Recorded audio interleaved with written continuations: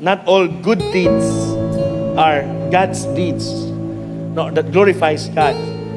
The good works na gusto nato ipasabot diri, yes, it's a good deeds with moral excellence. No, taas og morality. Na may uban nan, they are good deeds na nagahatag man mi, nagapakaon man mi sa mga kabus. Oh, pero kinawat man po na ninyo. O gikan man na sa scatter. Nga, ambot makadaog po diha. No, lisod po kayo. Marami tayo na karang issue, current issue na to karon, no? Ang mga bayani nagbuwis ng buhay, napayuban na buhay sa buwis. O di ba makalagot kayo? No, nga hago kayo ta nagbayad ng buwis tapos uman. Di ba? Pero ilang mausap pa magyapon na. Ginauyog naman na sila sa Ginoo karon. But my point is that your good deeds comes backed up with high moral excellence. Does that make sense? Na naay moral excellence. Dili decadence. Moral decadence. Ang morality ni mo no baba. Sige lang kay ba, basta kay buutan naman na silang duha.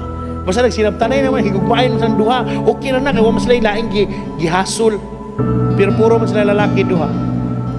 Puro man sila babae duha. Gilang pastor, at least di man na at least maayo man na good deeds, but what about the moral excellence? That glorifies God? That honors God? Of course, we're not here to judge. But hey, we're showing the love of God to all of us. There's a great purpose gibuhat ka sa Ginoo. Pakita sa Ginoo, nabago naman ka. Sa una, dautan kay ka karon. Bago na ka. Sa una, palaaway kay ka sa una.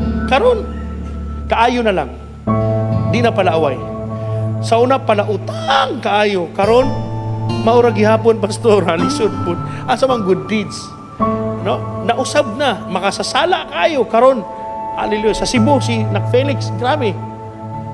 Ano siya na, Dad, ako ang kinabuhi, ginadad ba? Kaya sa una, diba karon magdala, magkakahayag. Sa una, Dad, brown out, ginadad ba? Dahil una, brown out, yun, maabot, brown out, gini yun.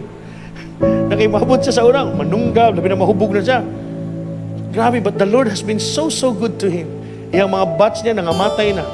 Kapila na siya nagawa sulod sa prisuan, katulog. Katulog.